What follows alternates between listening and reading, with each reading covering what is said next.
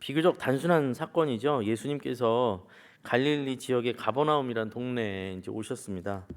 그리고 그 안식일이 되었는데 당시 이제 유대인들은 안식일에 모여서 회당에서 모여서 예배를 드렸거든요.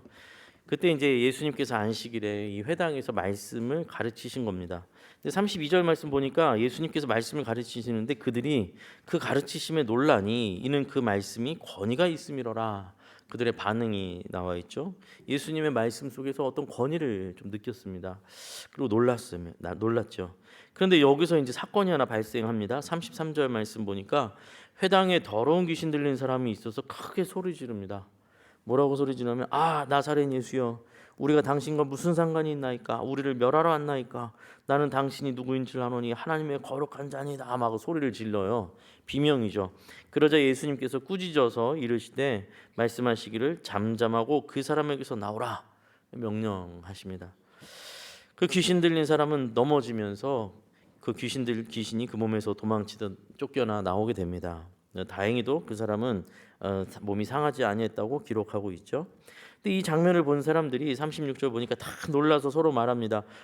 어떻게 이런 말씀이 있는가? 권위와 능력으로 더러운 귀신을 명하니 나가는도다 하면서 이제 깜짝 놀랍니다. 그리고 그 소문이 사방에 퍼지게 되었다. 이 사건이 오늘은 이렇게 일단락되죠. 어떻게 보면 사건 자체는 단순하죠. 다만 이 사건 속에 몇 가지 좀 저희가 주목해서 짚고 넘어가면서 오늘 설교의 내용을 이제 따라가 보도록 하겠습니다. 먼저 이 사건이 일어난 시점이 언젠가를 보니까 31절 보니까 안식일이라고 되어 있습니다. 안식일. 근데 안식일이 무슨 요일이죠? 네, 맞습니다. 토요일이 안식일입니다. 일요일부터 시작을 해서 제7일이 되는 게 이제 토요일이 되겠죠. 그래서 안식일은 토요일이고 당시에는 토요일 안식일을 지켰거든요. 오늘날에도 안식일을 지켜야 된다고 이제 이제 예배를 토요일에 드려야 된다고 주장하는 이단들도 있습니다. 이제 그런데 그렇게 주장하려면 예수님을 사실상 부정해야 되거든요. 예수님께서 십자가에서 죽으시고 부활하신 이 새벽, 그것을 이제 예수님께서 십자가에서 죽으시고 사흘 만에 부활하신 그 새벽이 이제 일요일이 되는 것이고 그 날에 저희가 이제 주일로 삼고 우리가 모이게 되는 것인데요. 인간이 안식을 얻는다는 것, 진정한 안식을 얻는다는 것은 근본적으로 죄로부터의 안식을 말하는 것이거든요. 그렇죠? 죄의 사슬이 끊어지고 죄의 노예에서 벗어난 진정한 안식과 평안을 얻게 되는 것이 안식일의 의미가 되죠. 이제 이렇게 설명을 드리면 창세기에서 안식일이라는 게 창세기에서 하나님께서 6일 동안 세상을 창조하시고 마지막에 7일째 하나님께서 안식하시고 또 나중에 하나님의 백성들에게 또 율법을 주실 때 하나님께서 그렇게 하신 것처럼 너희도 안식하라고 그렇게 주신 게 아닙니까? 이제 이렇게 생각하신다면 상당히 우등생에 속하는 겁니다. 그 정도까지 알고 의문이 드신다면 맞는 말이에요. 그것도 맞는 말이고 그렇게 안식일이 율법으로 주어진 것도 사실입니다. 그러면 근데 이제 문제는 뭐냐면 그 안식일에 대한 생각을 좀 해봐야 된다라는 것이죠. 하나님의 안식일, 하나님께서 주신 안식의 의미는 무엇인가? 여러분, 하나님께서 그 창조에 관련해서 안식을 하셨을 때에도 여러분 한번 생각해 보세요. 6일 동안 하나님께서 세상을 만드시고 7일째 하나님께서 쉬셨다라는 그 하나님의 안식이 아이고 힘들었다. 이제 그만 일 다 했다. 보기에 좋구나. 보시기에 좋았다 하셨잖아요. 세상을 다 만드시고 보시기에 좋았다. 이제 쉬어야지 하고 하나님께서 어디 환짝한 데 가서 그냥 하루 종일 주무시는 그런 안식일까요? 그런 안식이 아닙니다. 하나님께서 하신 안식일, 하나님께서 주신 안식 그 7일은 하나님께서 안식까지도 창조하신 안식이에요. 안식이라는 것이 그냥 수동적으로 아무것도 안 하다, 멈췄다, 아무것도 안 하고 손을 놓았다라는 것이 안식의 근본 목적도 아니고 의미도 아니다라는 겁니다. 안식은 적극적 의미예요. 그렇다면 무슨 안식이 있겠습니까? 진정한 안식은 하나님을 기억하게 하는 것이죠. 하나님을 기억하는 겁니다. 이 모든 세상 만물이 누구로부터 시작되었는가? 어디서 시작되었는가? 그렇죠? 내 삶이 어디서부터 왔고 어디로 가는가? 자신의 삶의 영역에서 열심히 노동하고 최선을 다하며 살지만 구별된 나를 통해서 이 쉼을 얻고 하나님 앞에 나와서 이 쉼의 근본적 개념이 이건 거죠. 하나님 앞에 나와서 내가 누구인지를 다시 확인하고 내가 이 짧은 인생을 살아가는데 이 삶의 주인이 누구신지를 다시 한번 확인하고 내가 어떻게 하는 것이 진짜 내 삶의 바른 길을 걸어가는 것인가를 다시 길을 다시 찾고 하나님 앞에서 하나님의 뜻을 찾고 구하고 내가 앞으로 가야 될 길을 또 한 주간 내가 또 어떻게 살아가야 될지를 그것을 내 마음속에서 하나님 앞에 묻고 정리하고 또 살아가는 힘을 얻기도 하고 위로를 얻기도 하고 그리고 또 용기를 얻기도 하고 그것이 진정한 안식이겠죠. 그러니 만약에 그냥 6일 동안 나 열심히 일했으니까 안식하는 날이야. 7일은 안식하는 날이야. 그러니까 난 이제 아무것도 나한테 말하지 마. 난 내 마음대로 쉴 거야. 그냥 아무것도 안 한다. 그냥 수동적으로 멈춘다. 이 개념이 안식이 아니라는 거죠. 이걸 이러라고 하나님께서 안식일을 주신 것이 아니죠. 문제는 뭐냐면 인간이 죄로 말미암아서 하나님과의 관계가 깨졌잖아요. 하나님과의 관계가 깨짐으로 인해서 인간은 완전한 안식을 누릴 수 있는 존재가 못 되었어요. 안 돼요. 창조의 내용으로도 안식을 제대로 누릴 수 없는 존재가 되었다라는 거죠. 진정한 안식이 무엇인지 알 수도 없고 누릴 수도 없는 존재가 되었어요. 그래서 예수님께서 십자가의 죽으심과 부활하신 사건은요, 이러한 인간의 모든 총체적인 문제, 율법을 지킬 수도 없는 인간, 죄의 문제들을 풀어내신 하나님의 방법이셨죠. 예수님을 통해서 진정한 안식을 이루신 것입니다. 그러니 토요일에 지켜지던 안식일의 의미, 토요일에 지켜지던 안식의 의미가 예수님께서 부활하심으로 안식의 진정한 안식이 완성되었기 때문에 저희가 토요일 날 안식일을 이제 주일을 정해서 예배를 드리는 게 아니라 예수님의 부활하심으로 완성된 이 안식을 기억해서 예수님의 부활하신 주일에 모이는 겁니다. 뭐 어렵지 않죠, 그렇죠? 그렇습니다.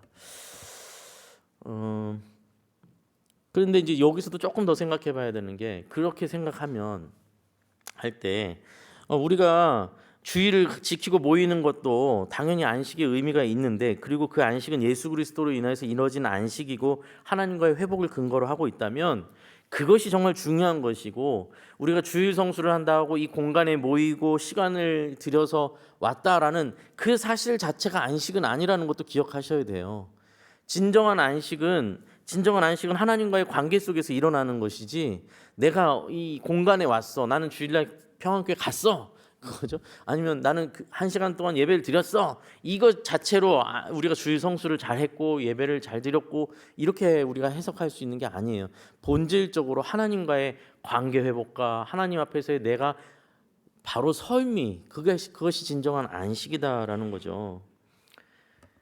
안식일 문제 하나만으로도 사실 굉장히 길게 같이 고민해야 될 지점이 많아요. 이게 지금 좀 기억을 해놓으셔야 돼요. 마지막에 이 개념으로 이 본질적 의미로 다시 우리가 오늘 전체 내용을 다시 한번 생각을 해봐야 되는 내용이기도 하거든요. 또 한 가지 생각을 좀 해보겠습니다. 오늘 사건에 보니까 더러운 귀신 들린 사람이 등장했단 말이에요. 예수님께서 말씀을 하시는데 막 그가 비명을 지르면 소리를 질러요. 근데 그 장소가 어디였죠? 회당이었어요. 회당이 뭐였냐면 그 당시에 아까 말씀드린 대로 유대인들이 예배드리는 장소였어요. 그러니까 그들이 회당에 모여서 예배를 드리고 말씀을 듣고 말씀을 예수님께서 전하고 있는 그 회당에 세상에 귀신 들린 자가 있는 거예요. 그러니까 또 여기서 또 생각하기를 아니 어떻게 도대체 예배드리고 있는 그곳에 회당에 귀신 들린 사람이 있을 수 있는가? 뭐 이렇게 우리가 또 생각을 하기가 쉬운 거예요. 어떻게 그 예배 장소에 귀신 들린 자가 있을 수 있는가? 과연 이거 말이 안 되는 거 아닌가? 과연 그런 생각은 맞는 것일까? 한번 생각을 해보자는 것입니다. 여러분, 저희가 교회를 위해서 기도할 때가 많잖아요. 교회를 위해서 기도할 때면 우리가 이제 이런 기도를 하지 않습니까? 우리 교회가 이 지역 사회의 구원의 방주가 되게 해주십시오. 이런 기도를 한단 말이죠. 구원의 방주가 되게 해주십시오. 또 뭐라고 기도하죠? 우리 교회가 영혼 구원을 위한 진리의 등대 역할을 감당하게 해주십시오. 진리를 비추는 등대 같은 역할을 하게 해주십시오라고 기도해요. 저도 그렇게 기도합니다. 그게 틀렸다라는 건 아닙니다. 잘못된 게 아니고 좋은 기도고 훌륭한 기도인데 그 말 속에 함정이 또 있어요. 함정이. 무슨 함정이 있느냐면 여기서 말하는 우리가 간절히 기도하는 우리 교회는 도대체 뭘 지칭하는 겁니까? 시흥평안교회죠. 당연히 이거 아마 유치부나 유초등부 가서 물어봐도 아마 시흥평안교회라고 대답할 거예요. 근데 그 시흥평안교회는 도대체 뭡니까?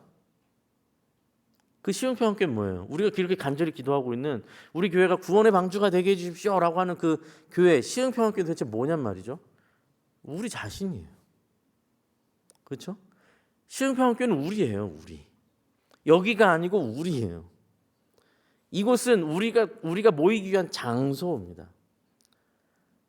그러니까 만약에 우리가 여기 공사를 크게 하게 돼서 여기서 모여서 예배를 드릴 수 없게 되면 어디 체육관을 빌리든 강당을 빌려서 그곳에서 예배를 주일날 드리게 된다고 가정하면 그날 교회는 어디입니까? 거기예요. 장소로 치자면 거기고 실제로 본질적으로 치자면 거기에 모여 있는 우리가 그 교회예요. 우리가 교회.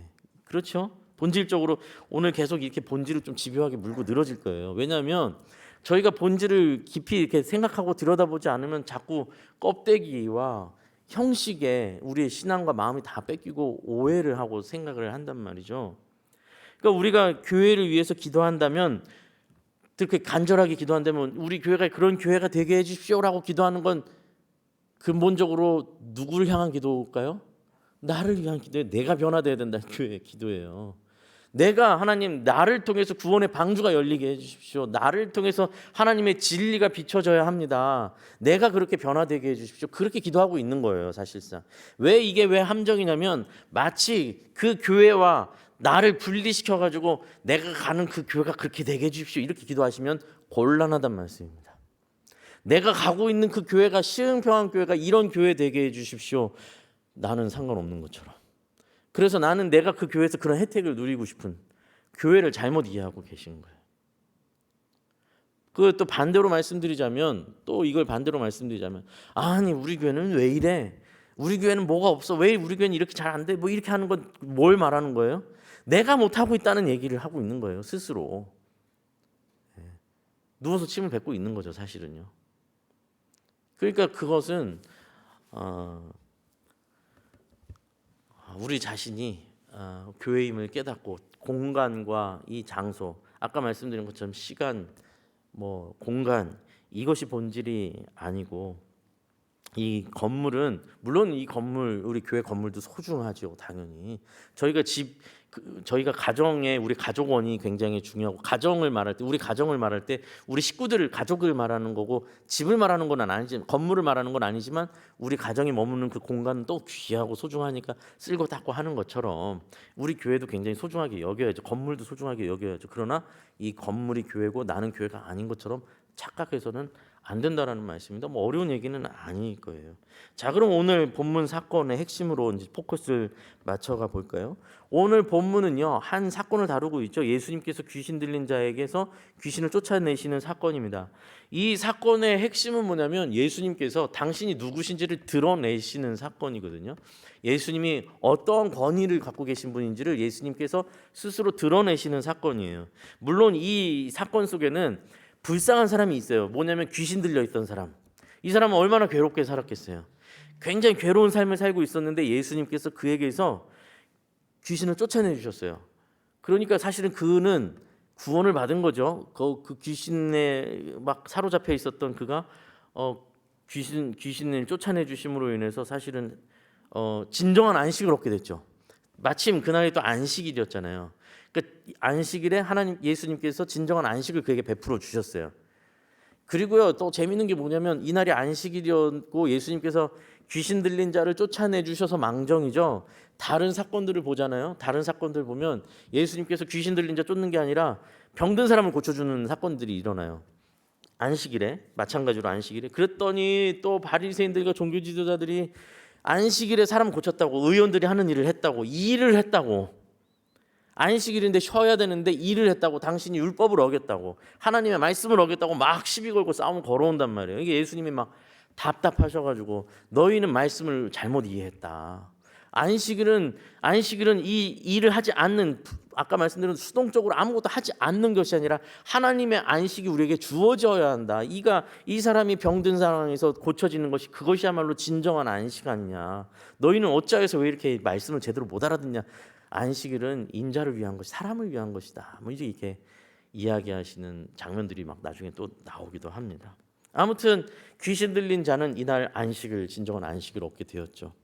그건 이제 하나의 은혜의 어떤 결과이기도 한데, 그런데 이제 근본적으로 이 사건 속에서 예수님은 그러한 사건을 통해서 예수님이 누구신지를 드러내고 계시죠. 예수님께서는 그를 구원하시면서 동시에 예수님의 권세와 권위가 어떠한 것인지를 드러내셨는데, 바로 무엇입니까? 영적인 세계도 예수님의 통치 아래 있음을 드러내신 거죠. 예수님의 말씀 한마디에 귀신도 어쩔 수 없이 쫓겨나갈 수밖에 없는 그 권위와 권세를 가지신 분이 예수님이시라는 것을 예수님께서 드러내셨습니다. 귀신은요, 예수님을 마주하자 견딜 수 없어서 막 크게 소리를 지르고 있습니다. 나사렛 예수여, 우리를 멸하러 왔습니까? 나는 당신 누구인지 아노니 하나님의 거룩한 자입니다. 막 괴로워서 막 소리를 비명을 지르요. 귀신이요, 예수님의 본질을 바로 알아봐요. 두려워서 비명을 질러요. 그분 명령 한마디에 반항 한번 하지 못하고 도망치고 쫓겨나 버립니다. 여기서 이제 잠깐만 조금만 더 생각을 해보자면요, 이 예수님의 권위에 대해서 얘기를 하고 있으니까요, 예수님께서 이 말씀을 하시고 그를 쫓아내는데 가만히 자세히 보니까요, 예수님께서 어떠한 권위를 끌어다 쓰지 않으세요. 무슨 말씀이냐면, 예수님께서 그 귀신을 쫓아내실 때 하나님의 이름으로 명하노니 너를 쫓아낸다 이렇게 말씀하지 않으시고, 또 내가 말씀에 의지하여서 너에게 말하노니 이렇게 말씀하지 않으세요. 예수님 어떻게 하시죠? 그냥 예수님께서 명령하세요. 너 나가, 이렇게 하시는 거죠. 예수님이 권위자시라는 거죠. 최종 권위자는 예수님이셨어요. 어떤 권위를 끌어서 하시는 일이 아니라 예수님 자신이 모든 권위 위에 계신 분이심을 스스로 드러내셨습니다. 사실 이후로 예수님께서 이런 일들이 많아요. 예수님께서 율법을 말씀하실 때도, 율법을 풀어서 설명하실 때도 너희가 이렇게 설명 들었지만 내가 너희에게 말하노니 하면서 율법을 재해석해 주시기도 해요. 직접 율법을 해석해 주시는 거죠. 내가 너희에게 이렇게 말한다. 그래서 말씀해 주시거나, 또 이런 일도 있죠. 저희 유명한 사건, 친구들이 중풍병자인 친구를 데리고 와서 지붕을 뚫고 이게 내리잖아요. 위에서 이렇게 내리니까 예수님께서 그렇게 불쌍히 쳐다보시고는, 소자야, 네가 죄 사함을 받았다. 그러니까 사람들이, 거기 있던 종교 지도자들이 또 막 깜짝 놀라서 저 사람이 참남하다 막 이러면서 그러잖아요. 저 사람이 어떻게 자기가 감히 죄를 용서한단 말을 한단 말인가. 예수님께서 일부러 그렇게 하시는 거거든요. 예수님께서 가진 권세와 힘은, 예수님의 권위는 죄를 용서하실 수 있는 그 자리, 그 권위에 있다라는 것이죠. 한 여인, 죄 많은 여인이 와서 예수님 앞에 무릎을 꿇고 머리를 풀어 헤쳐서 예수님의 눈물로 막 예수님 발을 적시면서 막 발을 닦아요. 그러면서 한마디 말도 못하고 흑흑거리고 울고만 있어요. 예수님께서 그 마음의 중심을 뚫어보시고 꿰뚫어보시고는 예수님께서 그녀에게 말씀하시죠. 네가 죄사함을 얻었느니라. 예수님께서 그냥 구원을 선포하세요. 예수님께서 그런 분이시라는 거죠. 그런데 오늘 본문을 다시 보시면요, 귀신마저도 예수님을 알아보고 비명을 지르는 이 상황 속에서 사람들의 반응은 어떠했는가? 그곳에 있던 사람들은 어떠했는가? 보시면 32절에 그들이 그 가르치심에 놀라니 이는 그 말씀에 권위가 있음이로라 라고 반응하고 있죠. 36절을 보면 귀신 쫓아난 다음에도 그걸 보고서 이렇게 말하죠. 다 놀라서 서로 말합니다. 이 어떠한 말씀인가? 권위와 능력으로 더러운 귀신을 명하며 나가는도다. 32절 보시면 그들이 그 말씀의 권위를 느꼈어요. 그리고 이 사건을 보면서, 놀라운 사건을 보면서 와, 도대체 이게 무슨 일인가라고는 놀라고 당황합니다. 그런데 이들이 예수님을 그 자리에서 믿고 따르냐면 그렇지는 않아요. 이들의 놀람은, 이들이 이 예수님의 말씀의 권위를 느끼면서 깜짝 놀래고 또 귀신을 쫓아내면서 놀라기는 하지만, 그 예수님 앞에 그 놀람이 예수님을 나의 주로 고백하기는 힘든 요소가 이 안에 있어서 그래요. 뭘까요, 그게? 왜 놀라는데 이 놀람이 받아들이는 놀람이 아니라 거부적인 놀람일까요? 예수님의 행색과 모습이 그 권위에 어울리지가 않아서 그래요. 예수님의 말씀에 그 권위가, 굉장한 권위가 느껴지기는 하는데 예수님의 출신, 성분, 행색, 모습이 초라해요. 딱이 누구야? 그 목수의 아들 어디 출신이야? 나사렛. 야, 나사렛에 무슨 선한 것이 나냐? 예수님께서 느껴지는 것은 있으나 그러나 눈에 보이는 현실의 어떤 모습이 너무 이제 초라하게 보이니 이게 따라갈 수가 없는 거예요. 예수님께서 풍랑을 잠잠케 하시는, 말씀 한마디로 풍랑을 잠재우시는, 대자연을 순종케 하시는 권위를 보여주시기도 하시고, 죽은 자를 살려내심으로 죽음까지도 복종시키시는 분이심을 보여주시고, 생명의 주인이심을 드러내시기도 하고, 오늘 본문에서는 귀신을 쫓아내시면서 영적인 권세도 주님 앞에 있음을 보여주셨는데, 그럼에도 불구하고 예수님을 받아들이지 못하고 기이하게 여기는 이유는 인간이 바라는 권위의 모습이 예수님께서 가진 모습과 달랐다라는 것입니다.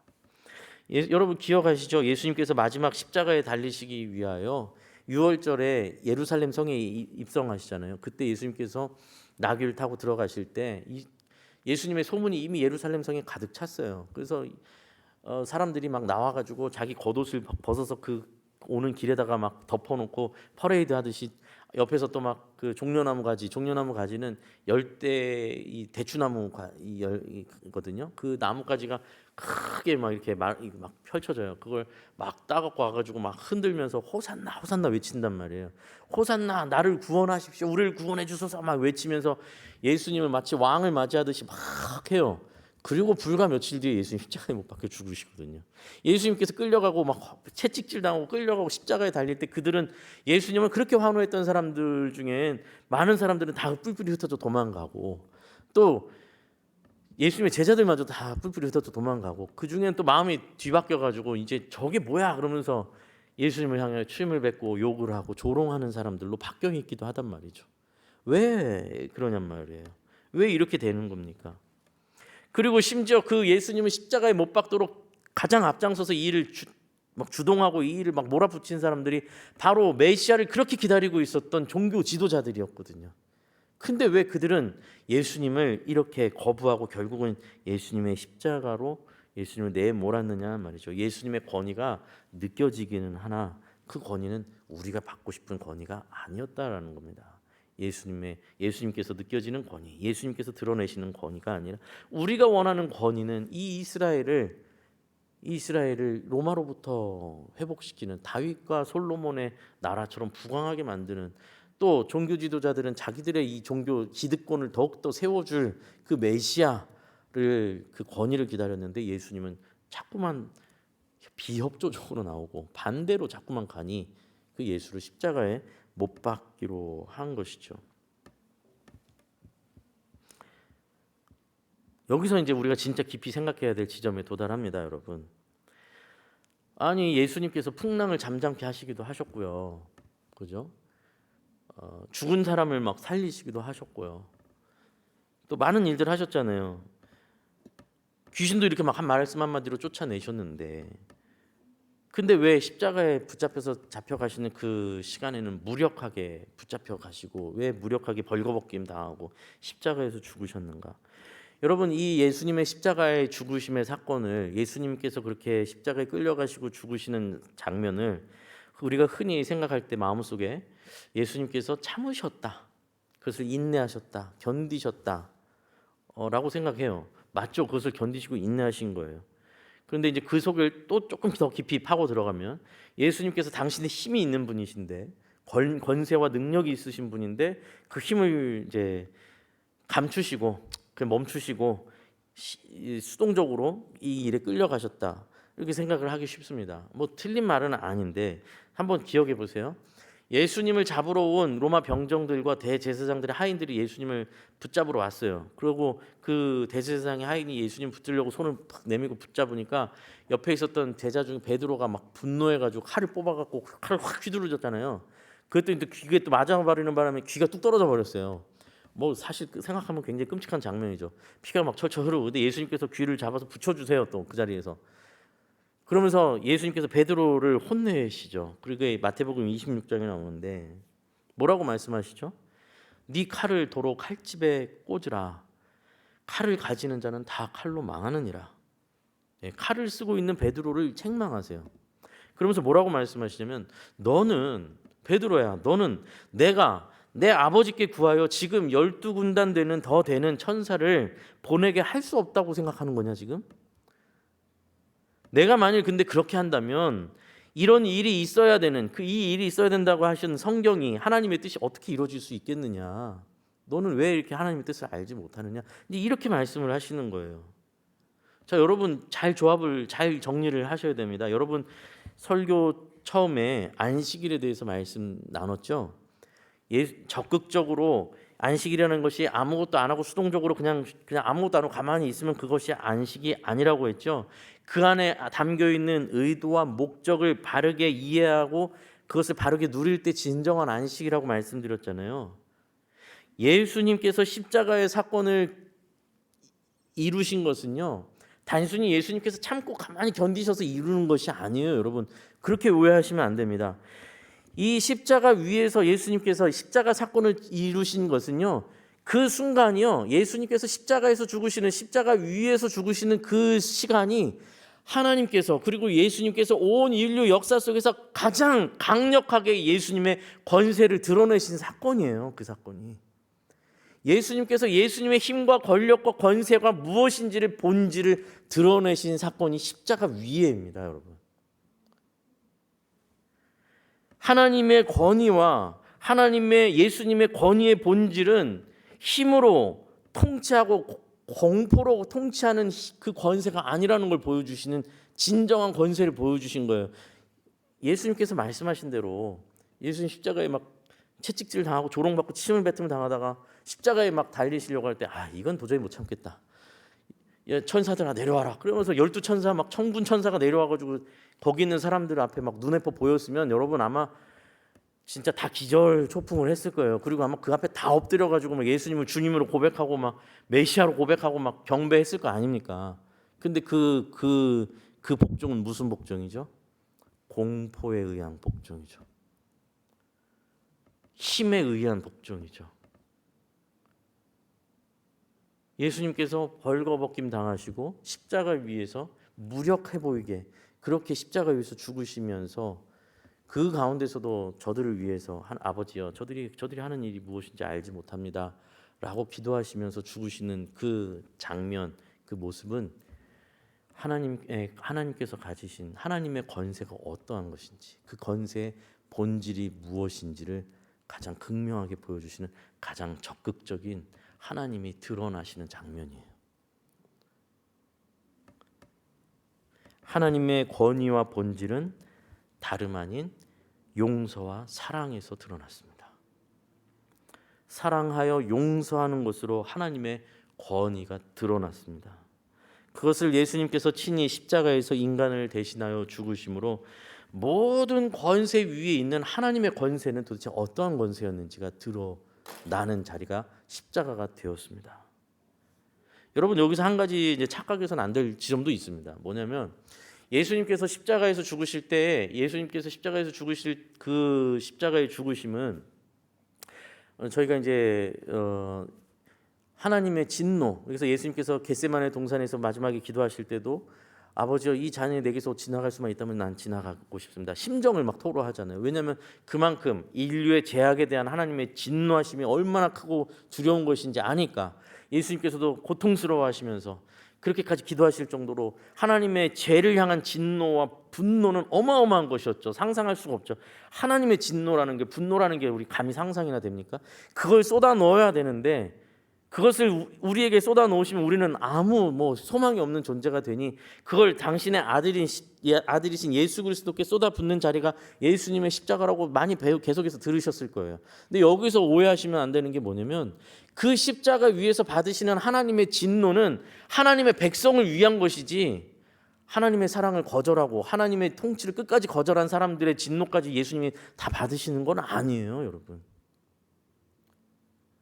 그 하나님의 권세를 보여주시고 사랑과 용서의 손을 내밀어 주시고 그 용서와 사랑의 권위와 권세와 예수님이 누구신지를, 하나님이 누구신지를, 하나님의 사랑이 무엇인지를 그렇게 보여주시는 그 사랑을 거절한 자들, 끝까지 거절한 자들, 그 권세를 선택한 것이 아니라 죄의 권세를 선택하고 내 욕망의 권세를 끝까지 선택한 자들에게는 여러분, 그들에게는 하나님의 진노가 남아있죠. 심판이 기다리고 있습니다. 그것은 두려워해야 될 일이죠. 그러나 우리는 우리가 하나님 앞에 이렇게 주님을 주로 고백하고 이렇게 모여서 예배하고 하나님의 백성으로 우리가 부름받은 것이 얼마나 큰 은혜며 감사한 일인가 생각할 때 그 하나님의 그 진노하심이, 우리가 그 진노가 우리에게 쏟아진다면 티끌도 남을 수 없는 그 어마어마한 진노를 하나님께서 우리에게 쏟으신 것이 아니라 그 주님께, 예수님께 쏟아 넣으셨다라는 것이죠. 예수님께서 그것을 받아들이셨다라는 것이고, 그것이 모든 권세의 위에 있는 권세의 능력이고 힘이고 본질이라는 걸 우리에게 가르쳐 주시기도 하고 보여주셨다라는 것입니다. 그렇다면 여러분, 그 권세 아래에 있는 우리는 우리에게 조그만 코딱지만한 권세라도 생기면 그 권세를 뭘로 이해해야 되는 겁니까 도대체? 여러분이 계신 직장이나 혹은 가정이나 혹은 이웃 간에 어떤 모임 속에서 내가 조금이라도 발언권이 더 있는 사람, 조금이라도 내가 힘이 있는 사람이라면 이 힘은 어떻게 쓰여져야 되는 겁니까? 당연히 예수님의 통치 아래서 쓰여져야 되겠죠. 어떻게 해요? 사랑과 용서의 힘으로 보여줘야죠. 그렇게 쓰임 받아야죠. 힘을 쥐고 흔들려고 있는 것이 아니다라는 것입니다. 우리에게 보여주신 하나님의 통치가 무엇인지를 기억하셔야 됩니다. 현재 이스라엘과 팔레스타인 전쟁으로 굉장히 지금 세계가 굉장히 긴장 상태에 있잖아요. 여러분, 제가 이제 워낙 해야 될 얘기가 많은 주제라서 뭐 예배 설교 시간에 이걸 다루기는 어렵다는 생각은 했지만, 제가 이번 주에 이제 뉴스를 보고 또 어제도 설교 준비하다가 뭐 보통 유튜브 같은 거 많이 보시는데 이렇게 보면서 이건 얘기를 안 할 수가 없다라고 생각이 돼서 어쩔 수 없이 설교 시간을 할애해서라도 이 말씀을 좀, 물론 오늘 주제랑도 벗어나지 않습니다, 말씀을 좀 드려야겠다 싶었습니다.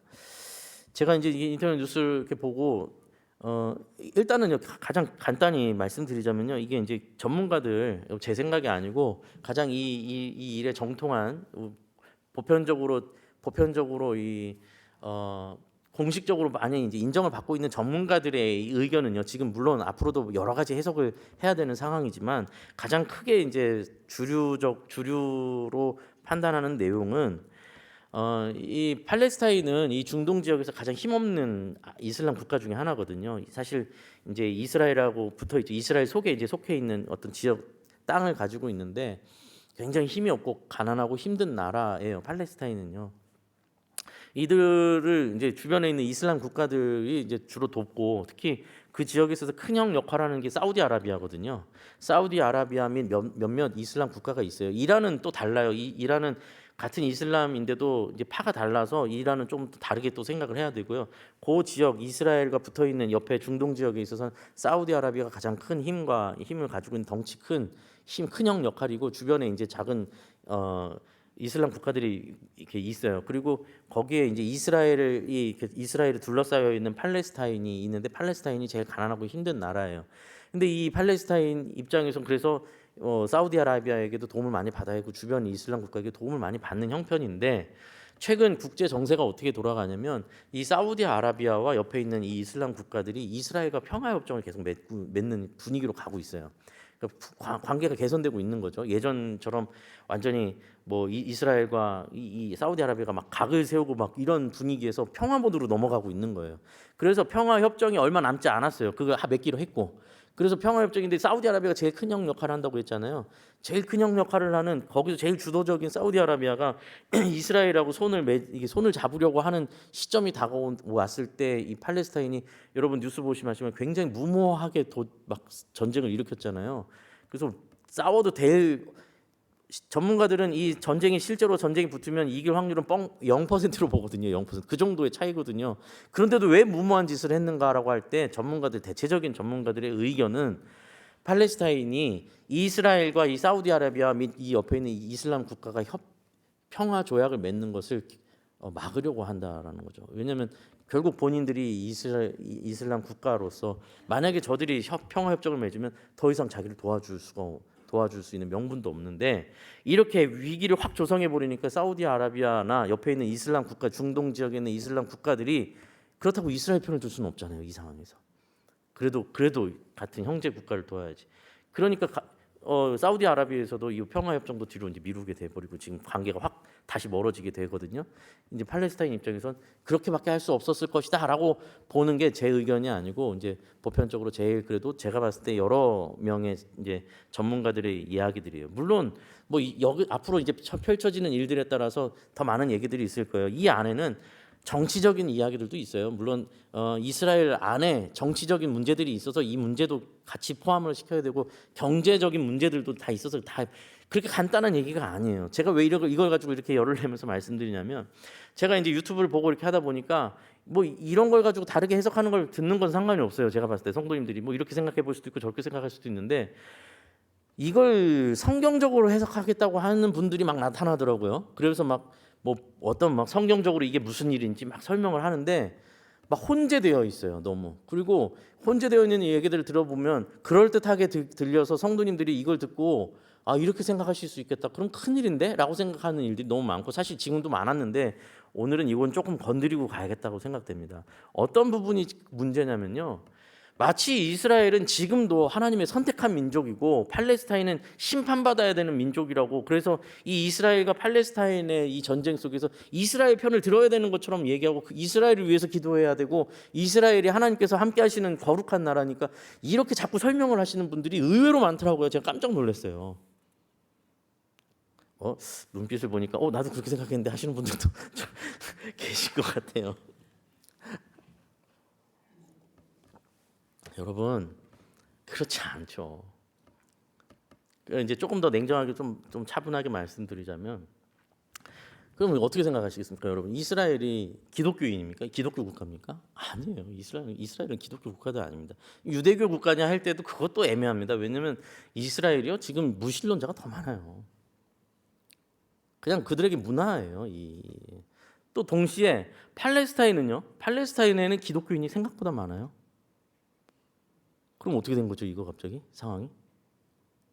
이걸 종교 전쟁이고 하나님께서 이스라엘 들어서 뭐 이스라엘을 회복시키시는 뭐 이런 식의 것으로 볼 수 있는 내용과 상황은 아니에요. 그리고 물론 이번에 하마스라는 이 집단이 무장 집단이 이스라엘을 갑자기 공격을 해서 인질을 막 잡아가고 끔찍하게 막 죽이는 정말 끔찍한 일들이 일어났지 않습니까? 그럼 굉장한 악을 행한 것이죠. 이 뭐 더 두말할 수 없는 악입니다. 악을 행한 것이죠.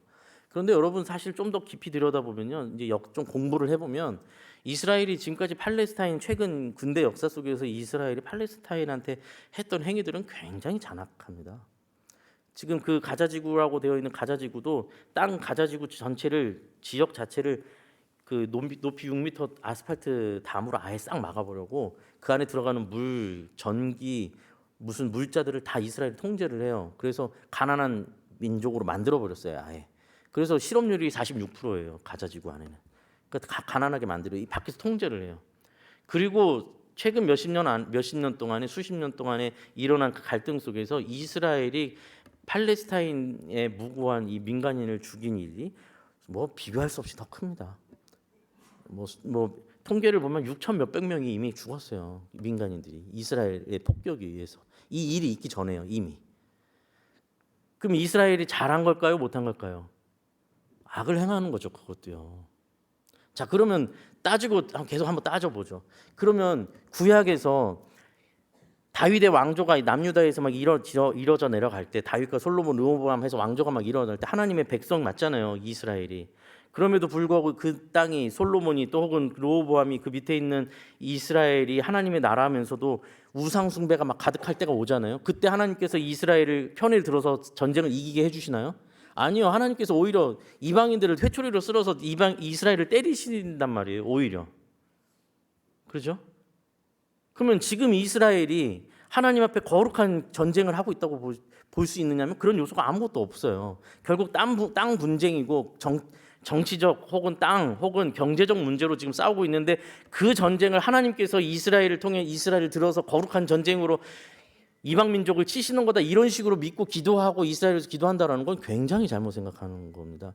동시에 또 생각을 해볼까요? 그러면 예수님께서 이 땅에 오셔서 사마리아 여인을 찾아가시고 사마리아 여인을 회복시키시고 이방 민족들을 위해서 이방 민족들에게 복음을 전하시고 또 사도들이 막 베드로와 사도들이 이방 민족들이 가서 교회를 세우고 했던 이 일들은 도대체 그럼 무슨 의미냔 말이죠. 그렇게 되면 이스라엘을 위해서 우리는 기도하고 팔레스타인은 저주받은 백성이라면 모든 걸 다 부인하고 있는 얘기가 되는 거예요. 그럼 어떻게 생각해야 되느냐? 이제 이게 사실 굉장히 길긴 얘기인데 간단하게 말씀드리자면 그 땅에 하나님의 나라는 어떤 나라가 하나님의 나라일까요? 자, 이제 여기서 다시 처음으로 돌아옵니다. 안식일은 뭐가 안식일이며 무엇이 성전이었습니까, 여러분? 하나님을 기억하고 하나님 앞에 자기 자신을 바르게 세우고 하나님 앞에서 내 자신을 하나님 앞에 내려놓고 하나님 앞에서 내 길을 다시 찾고 하나님과 회복하는 그 사람이 그곳에서 안식을 누리는 것이고, 성전이라는 것은 하나님 앞에 우리가 예수 그리스도를 머리로 삼고 내 자신이 주의 성전이 되어서 나를 통해서 하나님께서 일하시고 내 안에서 하나님의 거룩하신 영상이 드러나도록 나를 하나님 앞에 드리는 그들의 모임이 교회잖아요. 이스라엘이라는 그 땅이 거룩한 땅이 아니고 그곳에서 하나님의 뜻과 하나님의 공의와 정의를 행한다면 그 나라가 하나님의 나라인 거예요. 그렇잖아요. 만약에 팔레스타인이 정말로 하나님 앞에 하나님을 따르고 의지하고 한다면 하나님께서는 당연히 팔레스타인의 마음을 두실 거 아닙니까? 이스라엘이 만약에 그런다면 당연히 하나님께서 이스라엘을 사랑하시겠죠.